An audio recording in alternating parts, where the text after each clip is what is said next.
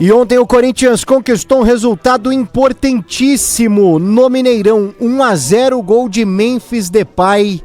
Olha que vitória do Corinthians, que coloca já uma boa condição para o Timão chegar à final da Copa do Brasil. Claro que o Cruzeiro é um adversário difícil, que o corintiano precisa ter cautela, mas aquilo que a gente projetava de, bom, se o Corinthians perder por um gol de diferença, a situação na Neoquímica Arena pode ser favorável, então você imagina o corintiano depois de trazer esse resultado favorável. 1-0 para o Corinthians ontem na Neoquímica Arena, é que ontem o Mineirão quase virou a Neoquímica Arena, né? O que a torcida do Corinthians cantou.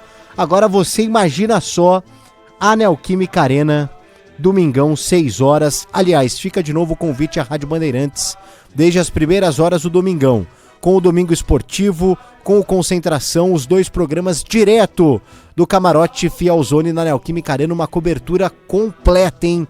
Cada minuto, cada segundo que antecede essa decisão para o Timão, quem sabe chegar à finalíssima da Copa do Brasil. E é modo turbo, né? Porque na quarta-feira da próxima semana já tem a primeira partida da final. Se o Corinthians chegar à final, na quarta-feira da semana que vem o jogo será na Neoquímica Arena. Já está definido que a final, a grande decisão, independente de qualquer coisa, acontecerá no Maracanã. Por quê? Porque isso foi sorteado.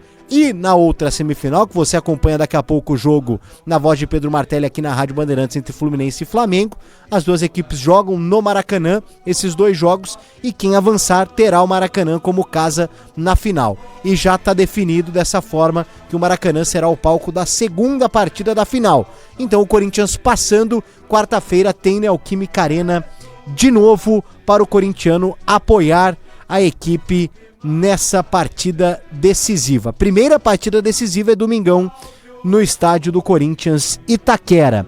Vamos ouvir os principais personagens da partida de ontem dos 2 lados, começando pelo goleiro Hugo Souza. A gente sai daqui bem satisfeito com o que a gente apresentou dentro do campo.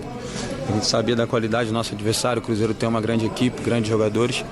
E eu acho que ali no início do primeiro tempo a gente conseguiu controlar um pouco a ansiedade do jogo, controlar um pouco ali a pressão inicial deles, e a gente conseguiu reverter num jogo onde a gente conseguiu impor nosso ritmo, colocar a bola no chão, criar chances ali, tanto que fizemos o gol.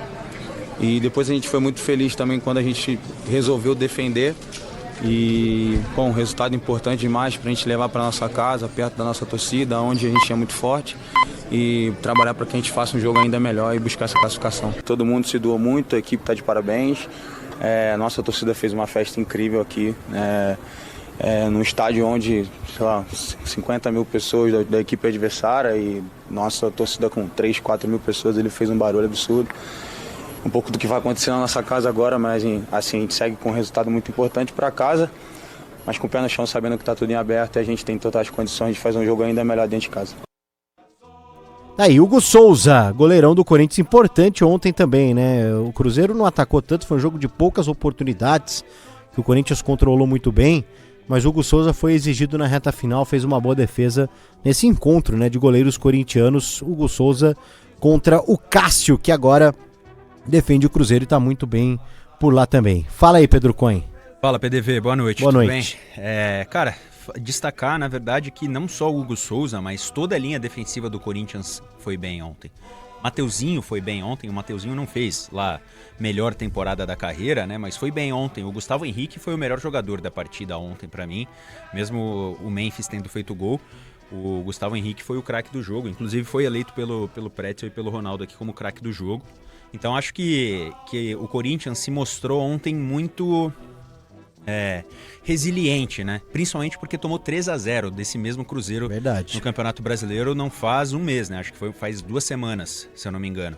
E foi lá e ganhou. O próprio Luiz Fabiani, nosso repórter de Corinthians, trouxe ontem a informação de que o Corinthians se preparou muito para essa partida em específico da Copa do Brasil. Um funcionário do Corinthians, inclusive, focado em analisar só o Cruzeiro nas últimas semanas para se preparar para essa partida. Então, deu resultado, né? Conseguiu vencer, uma vitória histórica do Corinthians, porque volta agora com um resultado gigantesco aí para São Paulo. O Dorival Júnior ele tem um domínio completo dessa competição da Copa do Brasil, né? Ele pode ser o primeiro treinador a conquistar 4 Copas do Brasil com 4 clubes diferentes. Verdade. O Felipão já tem 4 títulos, mas por 3 times, né? Por Palmeiras, Grêmio e Criciúma. Boa. E o Dorival ontem, inclusive daqui a pouco a gente vai ouvir, o Dorival ontem deu uma resposta, né? Assim, até fugindo um pouco do estilo Dorival, os caras ficam me criticando, mas eu dou conta desse torneio e tal, e acho que tem toda a razão o Dorival.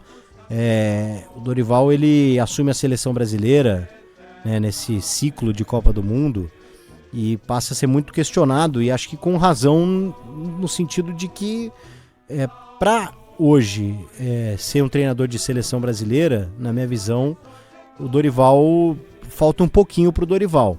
Mas muita gente entendeu, e eu também entendi na época que ele até merecia a chance por uma recuperação de carreira que ele teve, né? O Dorival é um dos treinadores mais experientes do futebol brasileiro. Mas ao mesmo tempo, ali na seleção, realmente parece que ficou faltando ali um tamanho pro Dorival Júnior, por conta dos jogadores, né? Jogadores que atuam na Europa, atletas de Real Madrid, e me parece que o Dorival chega no Corinthians um pouco desacreditado, pelo trabalho na seleção, mas que na verdade é um mérito. E acho que independente do cara fracassar na seleção, ele chegar ao status de seleção, ele precisa ser respeitado por isso. Para você ir mal na seleção, você tem que estar na seleção, né? Isso, exatamente isso. E a gente pode questionar as escolhas, né? As últimas escolhas da seleção, aquela coisa do Diniz, de se dividir entre Fluminense e seleção, o próprio Dorival também depois, a gente pode questionar, mas o cara tá lá, ele tem um carimbo legal, e acho que muita gente acabou menosprezando o Dorival, muito pela campanha do Corinthians irregular no Campeonato Brasileiro, que realmente foi. Eu acho que o Corinthians precisa ser cobrado por isso, os jogadores precisam ser cobrados. Você espera, e um clube que tem a folha salarial que o Corinthians tem precisa ser cobrado dessa forma, um desempenho melhor no Brasileiro. Porém, isso é uma coisa, acho que o menosprezo é outra, e acho que muita gente acabou menosprezando o Dorival e subestimando o Dorival. Quer dizer que o Corinthians está na final da Copa do Brasil? Não. Mas eu acho que o jogo de ontem, independente do que acontecer domingo na Neoquímica Arena, porque o Cruzeiro tem um treinador do outro lado, tem um time de qualidade do outro lado, tem investimento do outro lado, uma organização hoje melhor que a do Corinthians, apesar do Cruzeiro, né, ter sido de alguma forma depenado pelos dirigentes que passaram pelo clube, inclusive na época que estava vencendo a Copa do Brasil, né? E o torcedor cruzeirense ficava bravo com aquelas reportagens que falavam a respeito das finanças do Cruzeiro. O Corinthians vive uma situação bastante parecida. Acho que o Corinthians precisa passar por algo parecido também que o Cruzeiro passou. Então tem que respeitar o time que está lá do outro lado, e pode acontecer qualquer coisa domingo. Agora, o entendimento do Dorival da competição tá no jogo de ontem. O jogo de domingo é uma outra história, e aí pode pesar também todo o entendimento que o Dorival tem, mas pode também do outro lado pesar uma estratégia que o Leonardo Jardim pode ter, que surpreende o Corinthians na Neoquímica Arena. Óbvio, até porque pior do que foi ontem o Cruzeiro acho que não vai conseguir ser, né? E o Cruzeiro é um time acostumado a vencer a Copa do Brasil, né? O maior campeão. Tem 6 títulos de Copa do Brasil. Inclusive, PDV, você falou aí que, de fato, né, durante as campanhas de título da Copa do Brasil de 2017 e 2018, o Cruzeiro já tinha esses problemas financeiros. Tanto tinha que em 2019, um ano depois de conquistar o bicampeonato da Copa do Brasil, cai para a Série B para ficar 3 anos seguidos na segunda divisão do futebol brasileiro, né? Chegou até a perigar cair para a Série C, lembra disso? Em 2020. Sim. O Cruzeiro periga porque perde alguns pontos. Começa o campeonato com menos 6 pontos, se eu não me engano, alguma coisa assim. E aí termina em 14º colocado da Série B. É verdade, bem lembrado. Só responder aqui um amigo ouvinte, o Serginho, Paraná, Ilha Porchá. Ô Serginho, acho que você tá me confundindo, que eu sou Maria vai com as outras, viu? Porque que o Dorival até ontem não era bom. Eu defendo e muito o Dorival no comando do Corinthians, muito. Pra mim ele é o menor dos culpados do futebol praticado pelo Corinthians. O menor dos culpados por tudo que o Corinthians vem passando nos últimos tempos de crise política. Sou um defensor do Dorival. Inclusive venho falando aqui que o Dorival deveria ser o técnico do Corinthians em 2026, independente do resultado da Copa do Brasil. Independente, você tá me confundindo. Eu mantenho minhas opiniões aqui. Quando eu falo algo que não se confirma, eu venho aqui e falo que errei a respeito disso. Não tenho problema nenhum com relação a isso. Defendo muito o Dorival Júnior no comando do Corinthians desde que ele foi contratado.